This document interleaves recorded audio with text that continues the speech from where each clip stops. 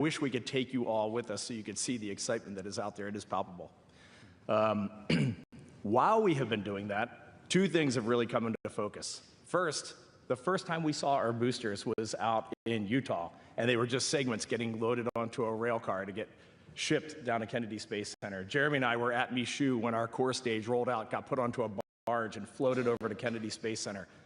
And I guess 2 weeks ago, we were at Kennedy, and there was the Orion spacecraft getting enshrouded in the launch abort system in the facility called the LASIF. Over in the vehicle assembly building, there's our core stage. The boosters are all assembled. They're strapped on the side of the Boeing core stage, and the United Launch Alliance interim cryogenic propulsion stage has made it to the top. And you can go up to the 274-foot level where the crew access arm is in the White Room. We were just there. And you can look down on this behemoth beneath you and just think, I think that it's already 3.5 million pounds. It's unfueled sitting on that pad right now, and it's not even fully assembled, but it is so close. So you can see all this hardware, all these elements are there, and it's just waiting for its crew and its launch team to get us off of Kennedy. The second thing that you see, though, when you go around is what really matters the most to us. It is the people that are putting this thing together. When you walk in the vehicle assembly building and you see these young men and women, these are the people you want building your rocket. They're covered in tattoos, they're wearing hard hats, they've got huge harnesses on, they're getting roped in, going up to unimaginable heights, putting their lives at risk, putting themselves in danger, and they're doing it with a calm confidence every single day. And those are the people that you leave in awe of. They have the courage to stop an evolution if it is unsafe. They even stopped us when we were in Utah and we were carrying on like 4 children looking at these boosters, and they came over and said, please quiet down, we have a critical lift in progress over here.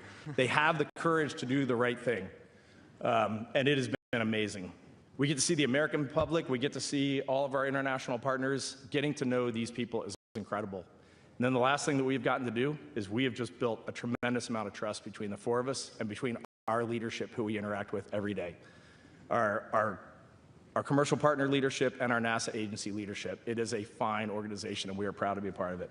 We were in a sim yesterday, Victor and I, and we had a failure. Quick anecdote. We had a failure, and I read the whole failure, but I read one number wrong. I said IMU3 failed, and our instructor behind us was like, it's IMU2, it's IMU2. And Victor turns around and goes, I knew what he meant. It was IMU2. And I was like, it's so great. You know, we don't even have to talk. We know exactly what we're all thinking. So this crew cohesion, we're at the point now where we are ready to go fly. And with that, I will hand it over to my friend Victor. Oh, man. I don't want to say anything else. I'm ready to go into questions. That was great. Well said, well said.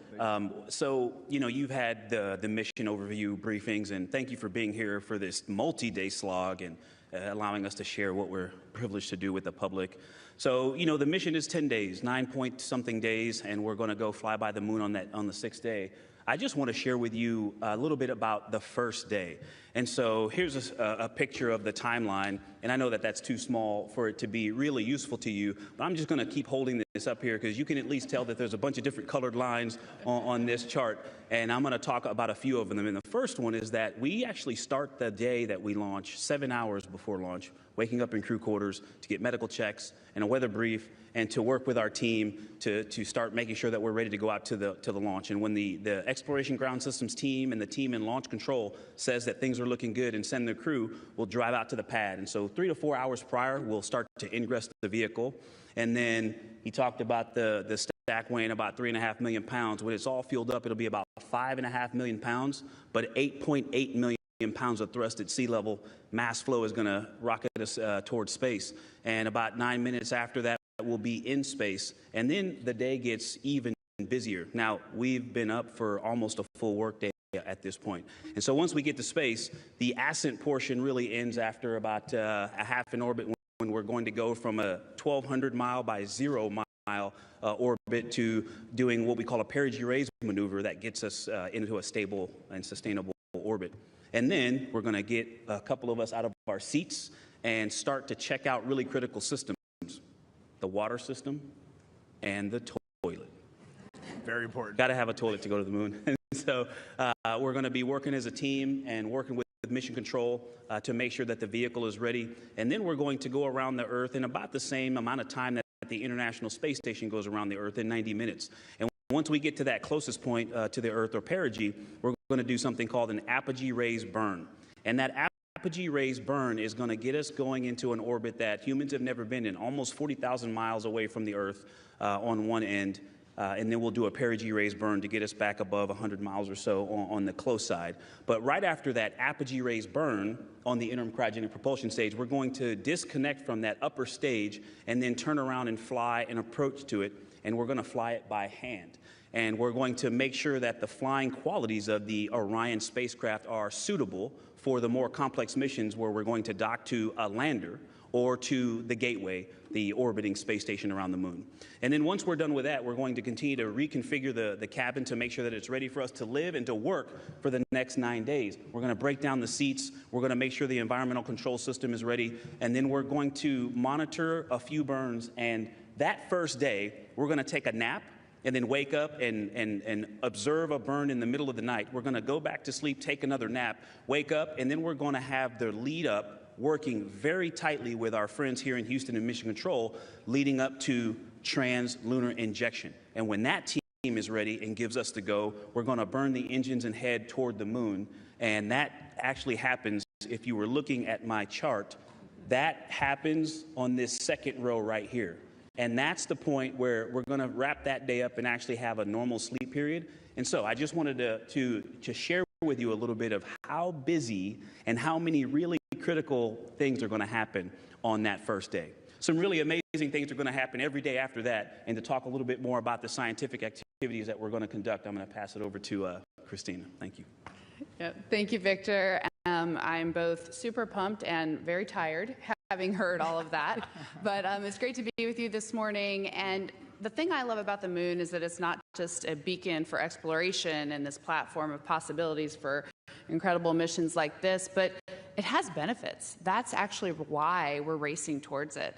Those benefits are really, really wide in nature. You have everything from innovation, technology development, not only for future missions going deeper into the solar system and every technology that it enables those, but technologies that come back to Earth.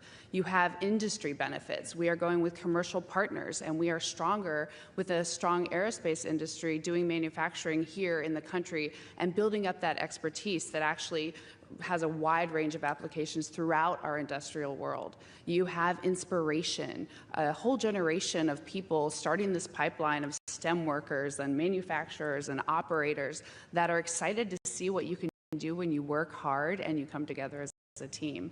And then, of course, the discovery or the science. And I'm going to talk more about that because that's actually where we get to be a huge part of this mission. The science on Artemis and our mission in particular is kind of three different types. The first one is CubeSats. Our spacecraft, or the rocket itself, is actually going to be deploying some CubeSats from countries from 4 different continents. They're going to be studying things like space science, radiation, future communication systems, and some of that technology development that's so important.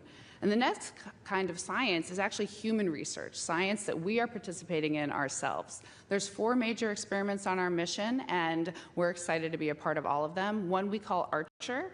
That one is basically something where we're learning how humans, how we really get through these tough deep space exploration missions. We learn about cognition, we learn about sleep hygiene, we learn how we can maximally perform when we go on these, these environments that are so austere. Another one is called Avatar, and we are actually going to be flying with cells put into tissue chips from our own bodies to see the effects of space, the space environment on those cells. Tissue chips is an incredible technology. I had the privilege of working with them on my first ISS mission, and it was really a privilege because it represents a way to see the physicality and not just the cellular reactions of our bodies to these environments. We're doing a bioimmunity markers type of study. A fascinating thing about the space environment is that it actually changes the immune systems of our bodies. And that's really important to us and our friends. Many of us had experienced those things when we went to the ISS, and we're going to really have to have a handle on that for long-duration missions. And then finally, a mission or an experiment called Standard Measures. And this one I love because it basically encompasses everything you can possibly think about to measure about the human body and puts it in a repository. So things we haven't even thought of yet, questions we haven't even thought that we need to answer yet, and maybe methods for answering those questions that haven't even been invented yet can still be applied to all of the people that have flown in space in the future by having this repository of information. So those are some of the human research experiments we're going to be a part of.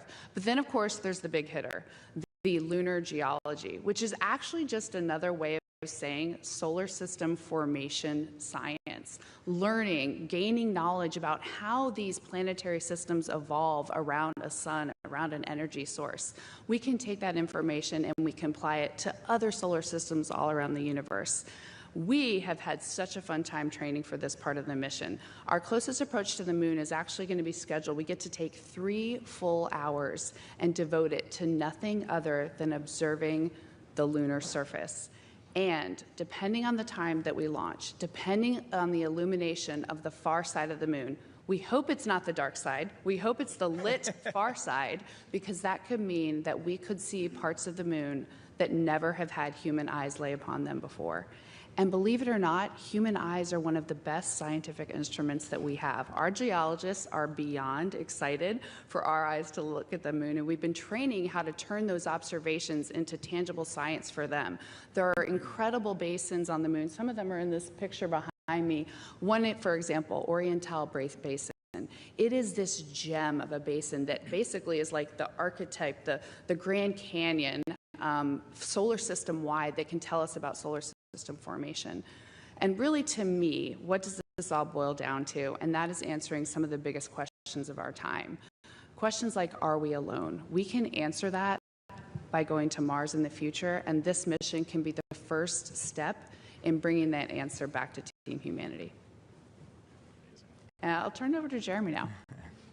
I knew I was next. I just want to talk about mission success for us, just to start there. Everything you've heard described this morning, we look through the lens of mission success, which is Artemis II getting back to the surface of the moon. And so we do all of this training, all this preparation, we're buying down all this risk, always thinking about what are we handing off to the next crew? Is what we're developing going to help them achieve that objective? It's just a really neat way to look at this. You know, the night before, when you're going to bed, a day like this, it puts things into perspective for you. And I took a moment to kind of step back and think about, wow, what an extraordinary privilege it is to train with my fellow crewmates here to go on this mission, to train alongside our backup astronauts, Andre Douglas and Jenny Gibbons from the Canadian Space Agency, who are right now working hard on getting ready for the mission while we're up here today. And of course, the broader team, the entire team that enables us to go do this. It truly is an absolute privilege. And for us, Artemis II is about much more than just going back to the moon. It is about the pursuit of excellence. And just let me speak first to our American partners. You should be extraordinarily proud of your space leadership that you have held for over half a century. You are constantly in that pursuit of excellence. You have this incredible industry and academia who is supporting and leading us back to the moon with an eye of going to Mars. And it truly is extraordinary. And then you do one more thing that great leaders do, and that is you carve out space for others to join you, to bring their talents and gifts and make a contribution. And to my fellow Canadians, you should also be extraordinarily proud that we are represented in the Artemis program.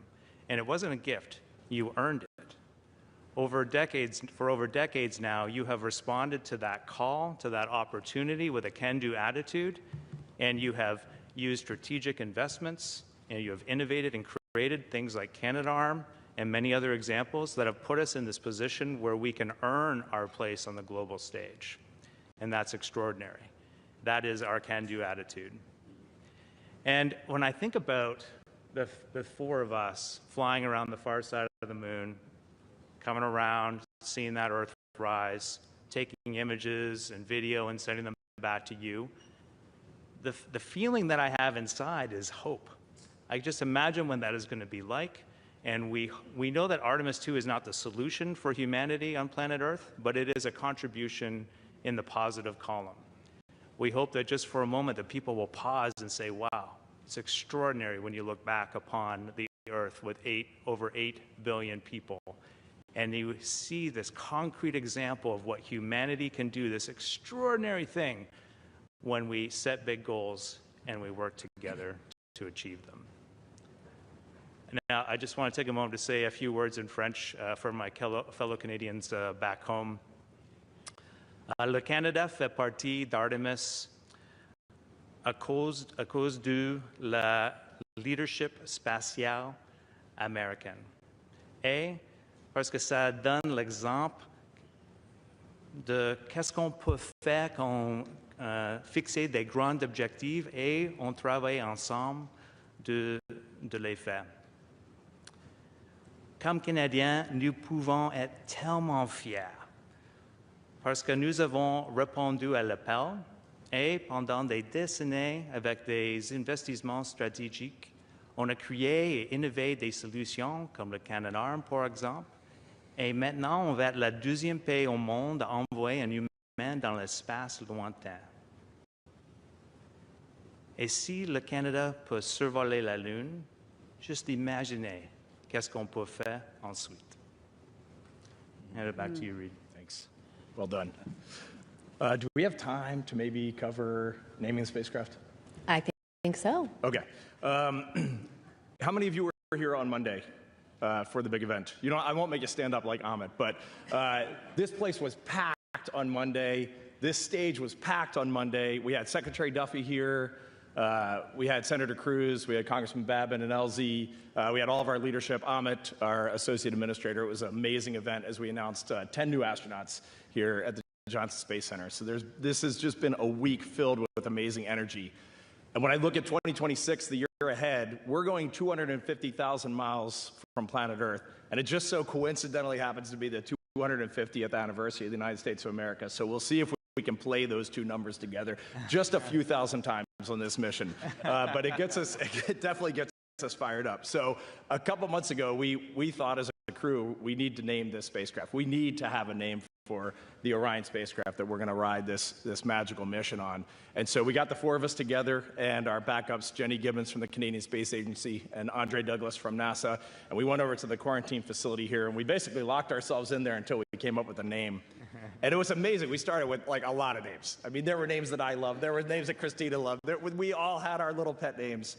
And as we worked our way through this, we went big to small, which this crew does so well. And we started with the NASA core values. And then we looked at the Canadian Space Agency core values. And then we talked about what matters to us most in our core values. And then we looked out at what is going on with Artemis II. What do we want this to be? We want it to be success for Artemis III. But Jeremy hit it, you know, peace and hope for all humankind. That is what we really want. And so we are bringing together the world. We are bringing together an amazing workforce, and they are bringing together an amazing vehicle. And at the end of all that, when you squeeze it all down, it created magic. So we're going to fly around the moon in the spacecraft Integrity. Thank you.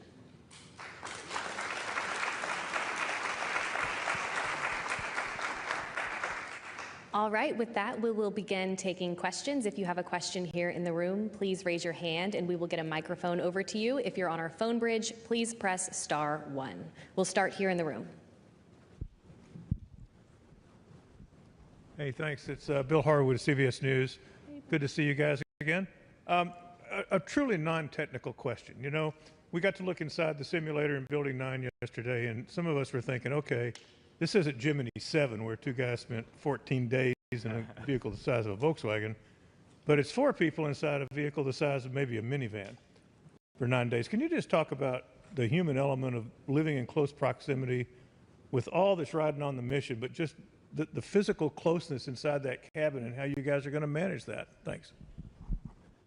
Bill, it's going to feel a lot bigger in microgravity and 3D. So I'm really counting on that. Until Jeremy starts exercising, and then it's going to feel small again. Yeah. You I think that we've been, as you guys know, we've been training together for over 2.5 years now, and with that comes a closeness that I think is built in for a reason. We are comfortable working really closely together. We actually also are committed to a system of train like you fly. And so we take opportunities to build in closeness together where we have the reality of that lack of ability to unplug, that lack of privacy when you want it the most. When we're taking that 4-hour nap at the end of a 37-hour day, that's when we're going to want to just, go to our own room and put on some headphones. But we won't have that luxury. And how do we perform maximally even in that environment? So we've done some things. We actually do long sims where we all spend the night here on Johnson Space Center. We had the opportunity to go out on a Navy ship for a recovery forces demonstration. It's called URT, Underway Recovery Test. And we opted to stay in the same stateroom, the 4 of us, and share a close space. And so we practice those things. And to be honest, we've really become a family over the last 2.5 years, and I think that's going to help a lot too. And we're also committed to mission success, that we are just ready to take those little inconveniences, but also the communication that it takes to know when someone does need a little alone time, and what are our signals for that, and how do we have both team care and self-care simultaneously to have that maximum performance. So we practice all of that, and I think we're really in a position where we're ready to put it to work. All right, we'll take another question here in the room. Me? It's Paul Hunter from the Canadian Broadcasting Corporation. Hey, Jeremy, as the weeks dwindle down, I wonder what the number one thing on your to-do list is at this point. And to the 3 non-Canadians on stage, what's your take on the guy down the end with the maple leaf on his shoulder? And what does he bring to the table? And when you answer, be aware that he's listening. Well, you only get one question, Paul. Okay, so That is where he breaks. he's the funny one. I think the biggest thing for us is continuing to hone the muscle between us and mission control, and how you bring all the minds together to solve the things that could potentially come up that we haven't thought of. We have thought up about a lot of the contingencies that can arise. We have great plans, but the most important thing we're working on refining and honing is how do we handle the unknown? We have this great group of simulation trainers who come up with these sort of evil tests for us. And we'll be sitting in the sim, all our mission controllers are in mission control, and then stuff will just start breaking. You're like, oh, come on, really that?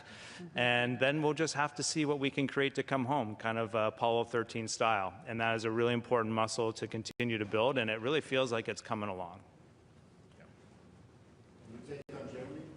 We already answered. He's funny. It's good. There is Jeremy is the, well, it's tough to sit here and talk about your crewmates when you haven't really talked about it before, but he's the creative one on the crew. There's nothing that he doesn't just think about. Like, well, what if you did this? What if you did that? What if you did this? Why does it work this way? How could it work a different way?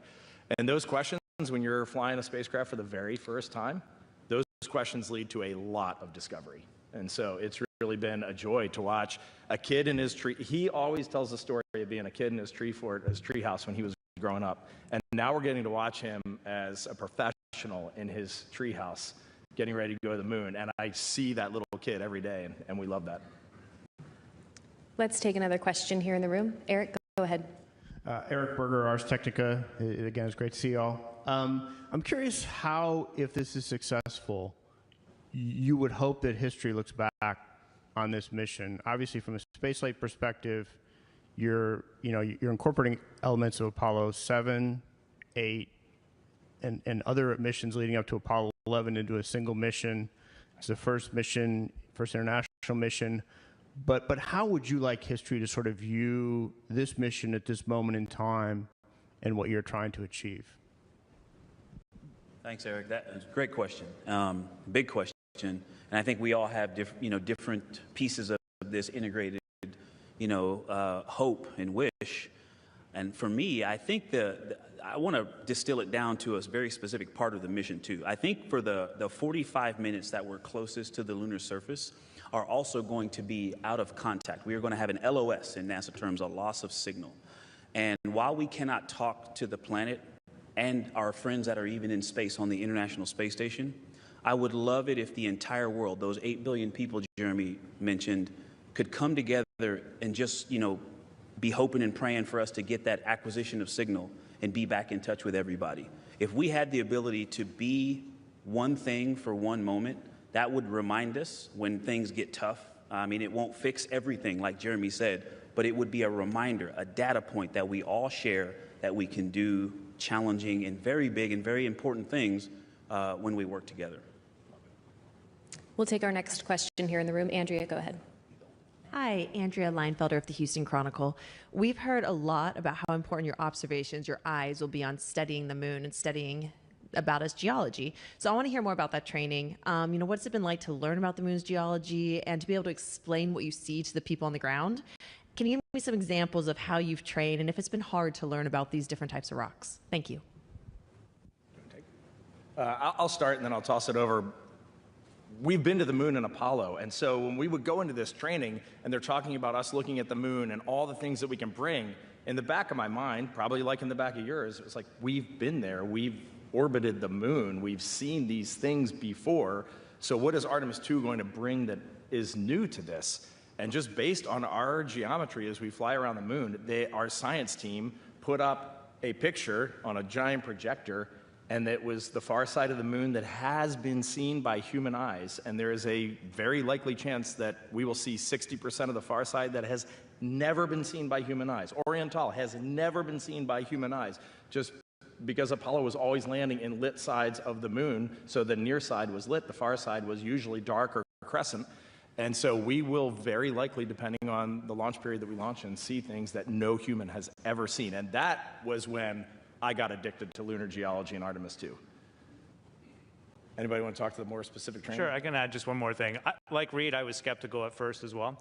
But I saw the excitement that they had with respect to if, like the human eye is just, like Christine was saying, it is a magical instrument. Our brain can pick out subtle differences. And they've identified these areas that they're training us on that they want. To them, they look different than most of the moon, but these areas also look the same. And they're wondering if the human eye will be able to pick up something that shows that this is different from that different. And that could actually point us to, now we want to go get more data there. This is where we want to send a rover next, because that we might see a subtle hue or a subtle glint. With our brain, as we go around, we're going to look at these sites over and over again from different sun angles, and that could give us some little hints. We might find nothing, but it's definitely worth looking. And now I'm totally bought in. We're going to be like, I hope we don't make something up, because we're going to be, sometimes you see what you want to see. So Priming bias is a real thing. Priming bias is a real thing. All right, we'll take one more question here in the room and then head to our phone bridge. Go ahead. Micah Maidenberg, Wall Street Journal. Good morning. Reid, you mentioned sort of seeing the light at the end of the tunnel here in your opening remarks. It suggests an eagerness to go, to launch. Could you elaborate on that? I mean, has it been frustrating the last couple of years at times to have these delays and sort of work through some of the issues, especially the heat shield? Thanks. I will give you a very honest answer. There is no frustration in what we would perceive from the outside looking in as delays. We have really been watching this vehicle come together. We've been watching the team come together. And I think the reason, give me a little grace here, but the reason I feel eagerness right now is because it is the right time. Like we were just looking at our spacecraft inside the launch abort system. They had one of the final ogives not installed yet. And you could see this integrity inside the launch abort system from about 30 or 40 feet away, and it was so high up, but you could see our spacecraft in there. And I was like, man, there's one ogive left to put on this thing. And then we got to cure some bonding, and then we roll to the VAB. Like this all feels right. So there is that excitement. As a human being that is getting on this vehicle, right now I feel very much like my first flight when I got on a Soyuz, which was, I will not believe this until we are off the pad. Because as a human, you just cannot let yourself advance to that next step until it really gets there. Life is a fragile but interesting ride. And so every day at a time, when this vehicle is ready, we will get on it and we will go. Okay, we'll head over to our phone bridge. We'll start with Marcia Dunn with the Associated Press. From Kennedy Space Center. For Reid and the rest of the crew, test flight means extra risk, even more when you're flying to the moon. How much more dangerous do you personally feel going into this mission compared with your previous space flights or other high-risk endeavors? And how are you and your families dealing with it? Thanks. It's a great question. I'll start. I'll try to be brief. When you see numbers like Mach 39 at entry, when you see numbers like 38,000 miles, 250,000 miles, those are and 5-6 million pounds on the pad. Those are just insane numbers. Like, those are just not numbers that humans generally think about. We were flying in a sim yesterday and watching the miles click down. What did we say we were doing? Like 5 or 7 miles 7 miles a second. Coming back to Earth. So these numbers just you don't even comprehend. So there's risk in that. We don't know. We don't know what we don't know right now. So we'll go learn all that. But at the end of the day, what feels so fundamentally different for me on this mission is that we have actually been there every single step of the way of this spacecraft being built. No astronaut gets that privilege, and we have had that privilege. That's what I said in the beginning. So for me, I actually feel completely 100% bought in. When I get in Orion, it's like climbing into my bed, and I'll feel warm and tucked in. A metal and plastic bed. But, you know, great question, Marcia, and hello out there in Florida. It's interesting. Crew 1, my previous mission, was the second crewed space flight of the Dragon, and we had issues with a FOD in a rocket nozzle. We had parachute riser issues that had to be redesigned, and we had a heat shield issue on Demo 2 that caused a redesign to the heat shield. So we flew that heat shield the first time on our mission. So there are a lot of similarities. But as you mentioned, there are a host of differences. This is a whole different scale. And so the same preparation, though, is what goes into it for me. I think people ask me all the time how I feel. Am I excited? And, you know, I'm glad Reid is excited, but I'm not. I'm focused. And I know that's not a feeling, but all of the feelings that I do have drive from my family and focus. And so my family, we're preparing the same way. We talk about everything. We talk about how we're feeling. And I put as much time, NASA, actually the amazing team that we have here, which is the basis of that trust, all the things that Reid said, that is because of the people, the technicians, engineers, and managers that we see working for this integrated effort. And I talk to my family and work with them to prepare as much as I train for the technical and operational things that we do at work. And so for me, it's about my family and my focus. And we're kind of doing the same thing we did last time because I don't know, I think it worked, but you should ask them. I'll just add, because I am in complete agreement with my crewmates, another reason that this mission is different isn't just that it's a test mission, it's actually just the mission design itself. Because our TLI burn, the burn that gets us going to the moon, is also our deorbit burn. And what that means is, as soon as we take that burn, we have bought off on basically the rest of the mission, save a couple options to do a U-turn burn that are in there as well. But that's a very different concept. When we flew on ISS and used Capcom for ISS, we always know there's an out 90 minutes away or a couple minutes away all the way down to landing. But this is very different, and wrapping our heads around that is very interesting. Before we go into some of our entry sims, the sims, you know, for re-entry, we talk about how, hey, there's no canceling the countdown on this. We are re-entering. But the truth is, we are re-entering before and at the moment we do TLI. And recognizing that our team has to be ready for that full mission as soon as we buy in, that is a really interesting risk posture. And that's why I'm so glad we have spent so much time with our team, super integrated, learning the vehicle, hopefully better than anyone will ever have to in the future as we get those reps. But it's been quite a journey getting to have the technical know-how on this vehicle as much as we have. And as an engineer, I've really loved that process. Okay, we'll take one more from our phone bridge and then head over to the Canadian Space Agency. So the next question is from Thomas Moore with Sky News.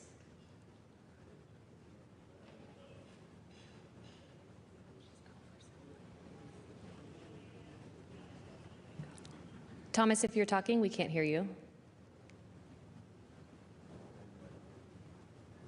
Hi, can you hear me now? We hear you now. My apologies. Secretary Duffy has said that the United States will beat China back to the surface of the moon. How do you feel about your role in Space Race 2.0? Do you sense that weight of expectation?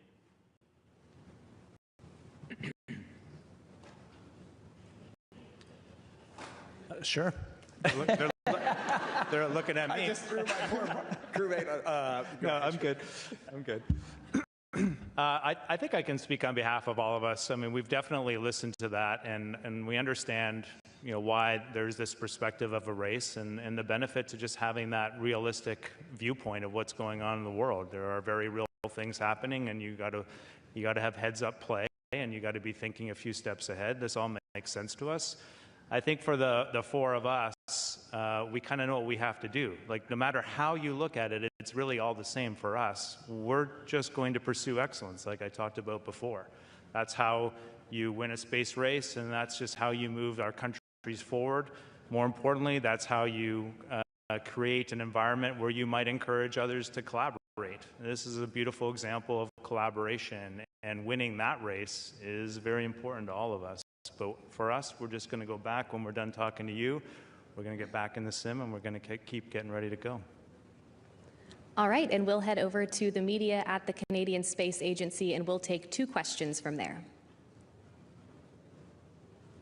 Bonjour. Une question ici de Mathieu Robert Sauvé du Journal de Montréal that I will repeat in English after. For anyone. Quel est le plus important mystère ou découverte que vous espérez faire en survolant la Lune? What is the most important mystery you hope to solve by flying over the moon? Alors, selon moi, ce n'est pas un mystère, mais c'est un grand défi pour l'humanité. Pour moi, c'est évident. En réalité, c'est nécessaire que l'humanité cherche et essaie de collaborer ou d'apprendre comment collaborer tout ensemble. Et comme on a dit avant, quand on voit la Terre de la perspective de la Lune, on espère que l'humanité va arrêter pour juste un moment et réaliser qu'on peut faire mieux ici sur la Terre en collaborer ensemble. What mystery would we solve? For me, it's not that it's a mystery, it's that it's a challenge. And I think for humanity, it's just critically important right now that we know what we're trying to achieve. And collaboration needs to be the ultimate goal if 8 billion of us are going to have a bright future on this planet. And so as we come around the far side, just having humanity stop for a moment and say, wow, look at what we can do when we work together. Let's just set goals to do a better job of that on this planet today. Okay, and we'll take one more from the Canadian Space Agency. All right, our next question is from Elizabeth Owl from space.com for Reid or Jeremy. You've spoken many times about how Artemis II is a developmental mission. As such, how do you assess when you have enough knowledge or skill to perform a task on the mission? And can you give an example? We talk about that a fair amount, and usually in a crew, there's like a magical moment where you all of a sudden you just look around and you're like, we're ready to go. And I have really started to feel that recently. I might let Ike chime in here for a second, but it's that you get to that point where you do not have to communicate any longer. You're just listening to everything happening, and all 4 of us are watching each other and the mission, and we do not need to speak, we just know. I can just see the corner of an eye and know exactly what is happening on that person. So for me, it was this moment a couple months ago. We were in the MPPF, the Multi-Payload Processing Facility, where the Orion spacecraft was where Integrity was getting fueled. The European Service Module was getting fueled up, and the spacecraft itself as well. And there was a moment in that test. Victor and I were sitting right next to each other, much like this, but reversed. And as Victor reached up to point at something in the display, I was triggering the microphone to talk to the launch control team about that exact piece of telemetry. And it was in that specific moment where I said, we're ready to go. That was a good moment. Okay, we'll bring it back into the room. Hey, Dorothea Nöller from German Public TV. Thanks for being here. So I have a question for Reid. What's your role as a commander, or better, how do you understand it? So is it like I'm the boss, I tell you what to do, or is it more kind of democratic? That question is better answered by my crew. we have a very flat architecture here in the astronaut office, especially at NASA. I could be your boss one day, you could be my boss the next day. So you always have to be kind to people because you never know when that can come back. But look at the four of us, listen to the four of us, go back and read our bios and see the experience that we bring to the table. At the end of the day, if a decision absolutely has to be made, I will make that decision. Aside from that, we are a team. We are highly collaborative. I trust these people. Hopefully they trust me. And we are going to go out and get the job done. Okay, we'll take another question here in the room. Tom, go ahead. Hi, everybody. Tom Costello with NBC News. Nice to see you all yet again. You are sitting there on the same stage that the Apollo astronauts stood and sat as they prepared for their mission to the moon. And I'm wondering now, as you fast forward from that experience from Apollo 11 and the other Apollo missions, what is in your minds as you share that legacy, that mission, and really what similar goals do you have from what the Apollo missions did and what you're looking to do? Can I just at least start? I'll answer too, but I guess I have a request. I would love it if we could all say something to this one. And I'll keep mine short. There's a lot of talk about races, but when you bring up Apollo, the thing that a legacy, it just resonates through everything that we're doing. And the race that I think the most about is the relay race that we're in. You know, there's a saying, if you want to go fast, go alone. If you want to go far, go together. And we are going together, and our mission success is built on handing off a starting point to Artemis III that sets our country and our partners up to go back to the surface of the moon. And so I just think about legacy and the honor and privilege it is to be a part of this journey. Thank you for that question and for Eric's earlier.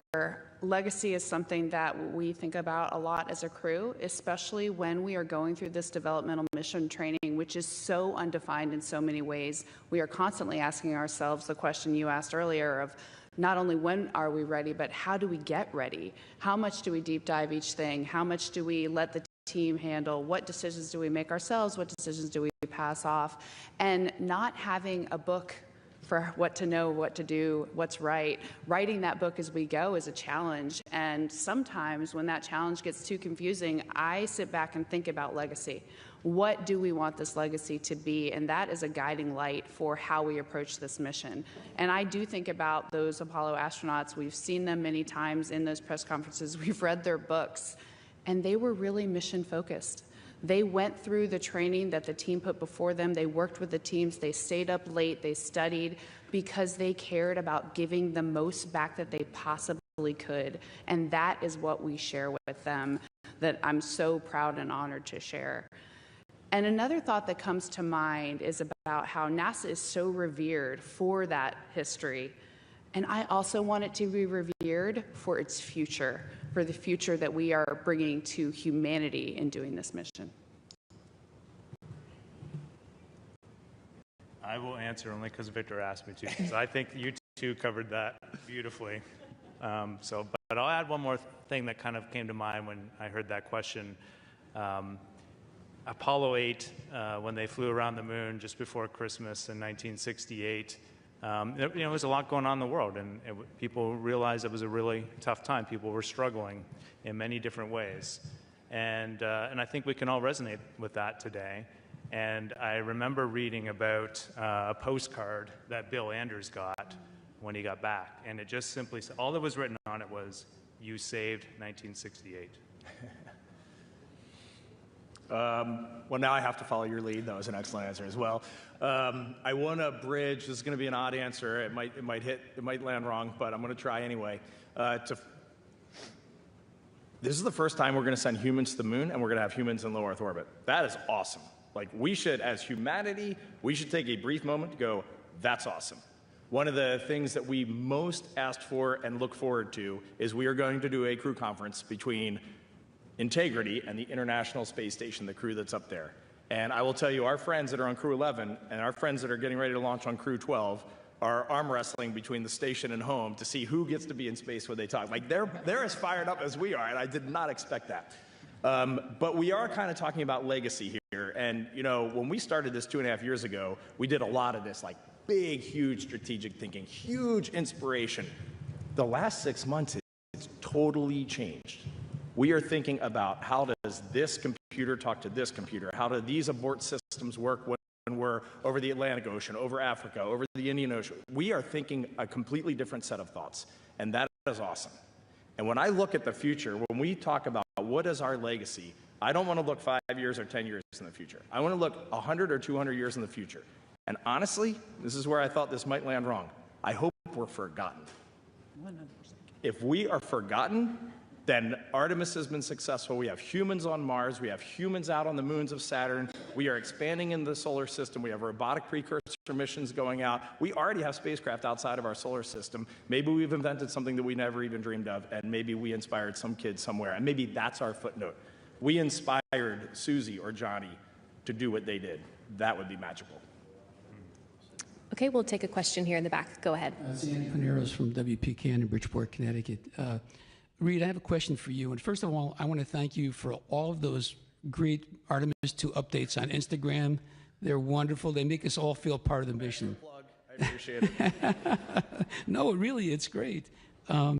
You said that an EVA spacewalk was mentally and physically the most difficult thing you've ever done. And I've got to believe that landing on a Soyuz spacecraft has got to be pretty physically challenging as well. As you look at the challenges of going to the moon, how does this look, this new challenge look to you as comparison to what you've done before? How's this new challenge look compared?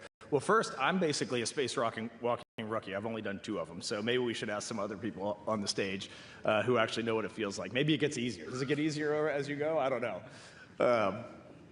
Does it get easier? I think so. All right, it gets easier. No.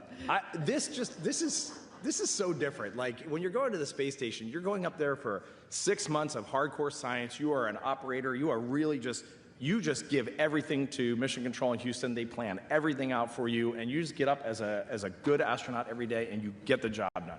There are stressful moments, and there are fun moments. There's a lot of laughter, and when you laugh in space to the point where you cry, tears of joy, they just stick right in your eyeballs, and I always thought that was hilarious.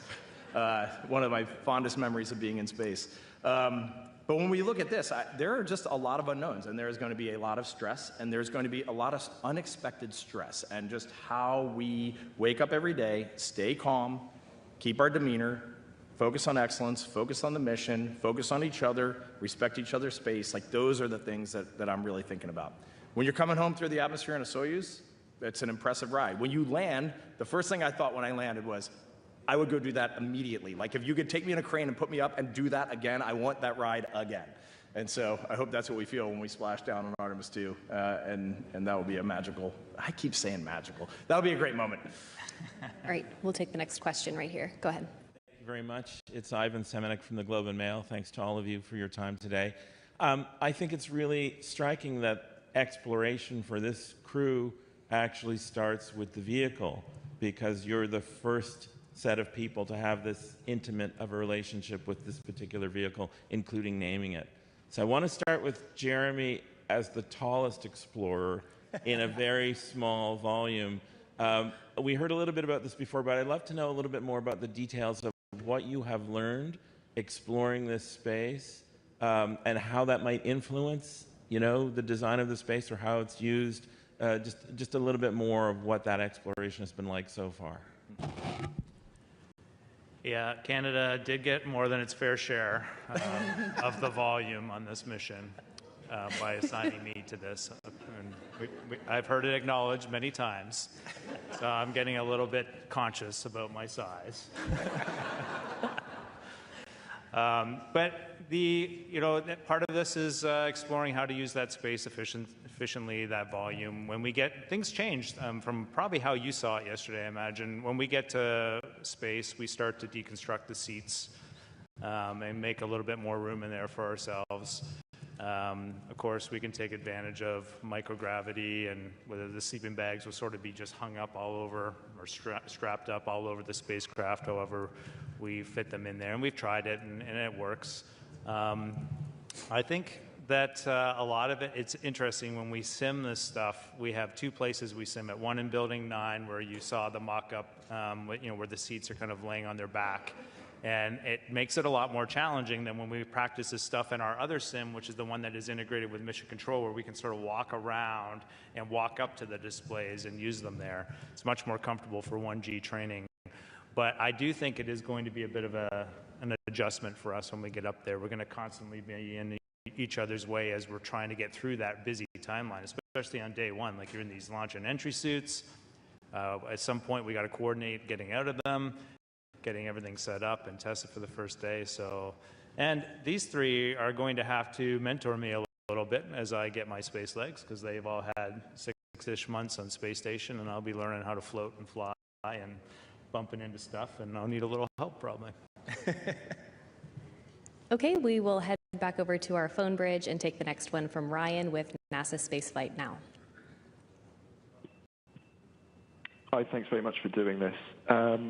Every so often, looking at the night sky, the moon catches my eye, and, you know, I think we're going to have humans around there in a few months' time. I'm just wondering what it's like for you guys when you catch the moon out of the corner of your eye, knowing that you'll actually be visiting that destination.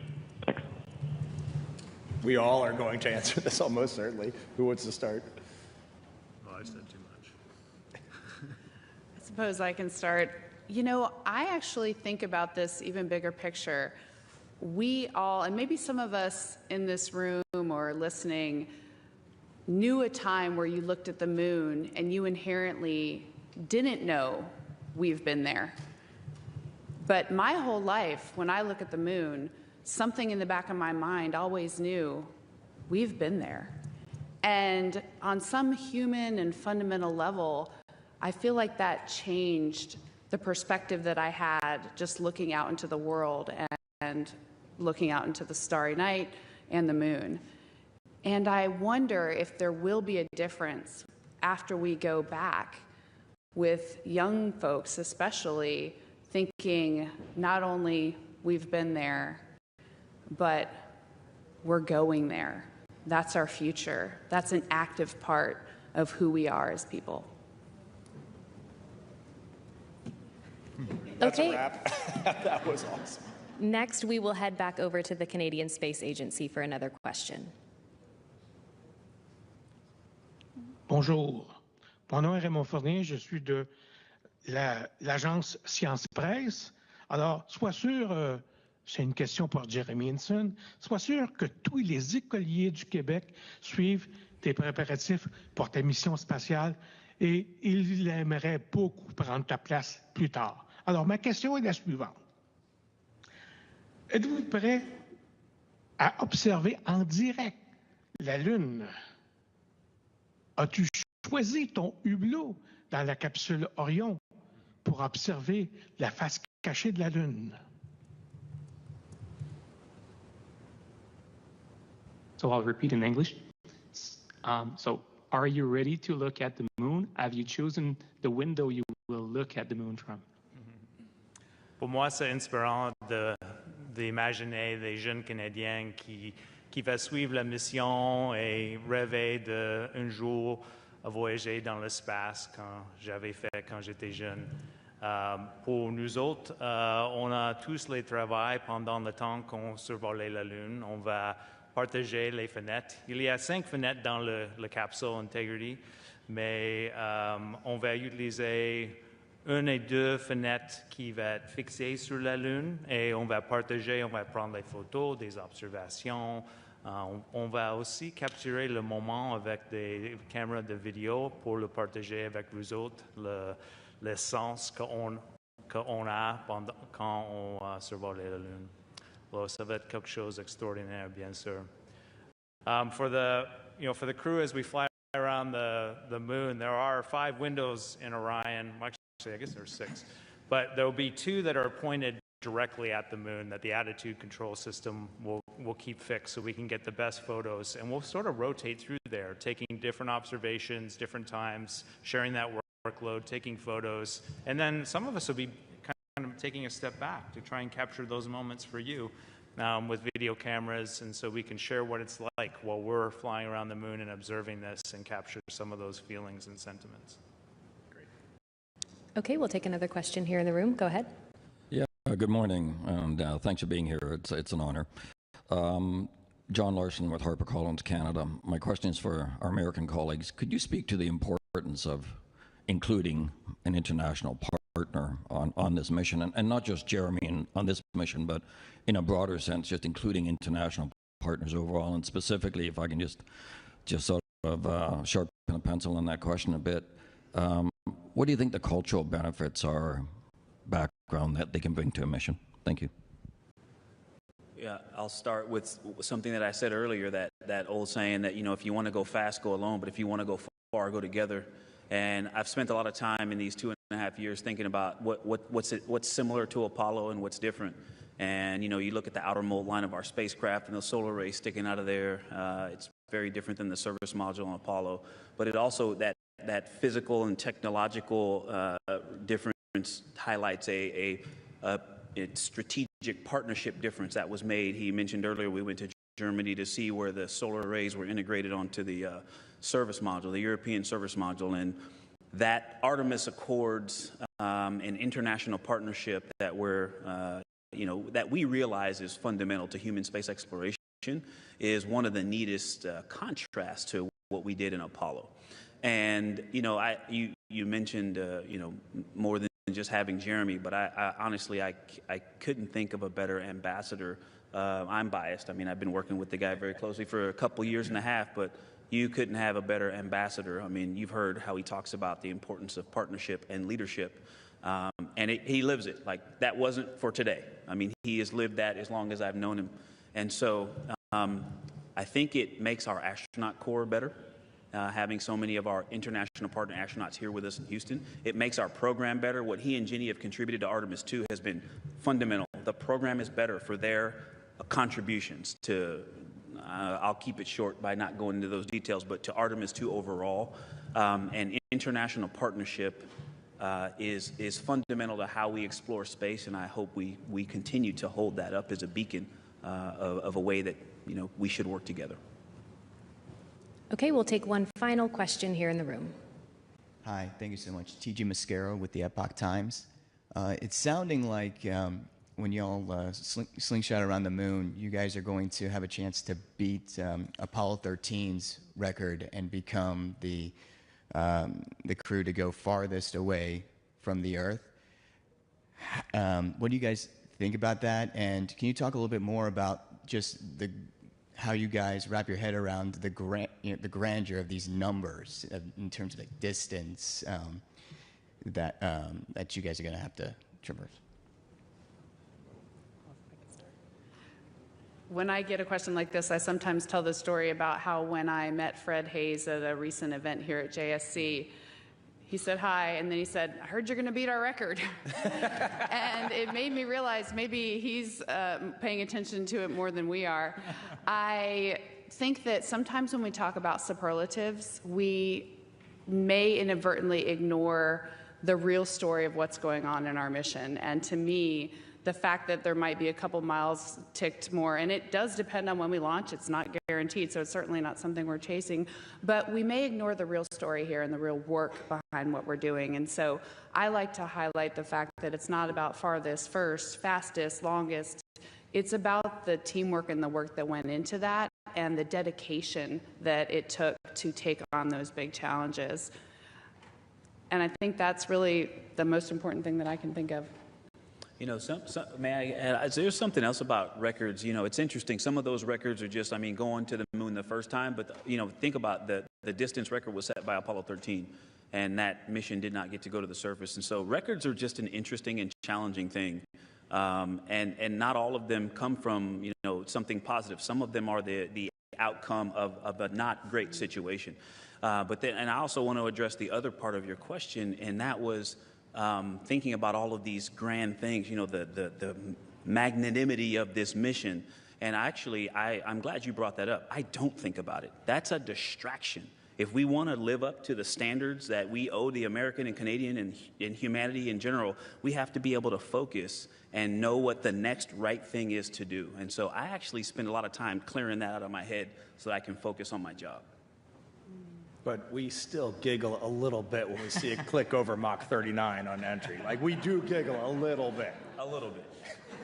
After. I think there's something that's really good for you all to realize, too. Even if we do set that record, it won't last very long. We are up to something much, much bigger than that, and it's pretty phenomenal. And, something that all of you can do is, you can help us. We need some cheerleaders for this enterprise that is going to do this stuff. We are not just thinking about Artemis II. We are trying to figure out, how do we make this enterprise go faster? How do we evolve it? How do we iterate? If we're really going to go back and establish a permanent presence on the lunar surface and then go to Mars, this is awesome what we're doing now, but this is not the end. It gets even better from here. All right, that's all the time we have for today. Thank you to our crew for your time and for being here. Thank you to our media who attended here in person and through our phone bridge and at the Canadian Space Agency. We'll see you next time.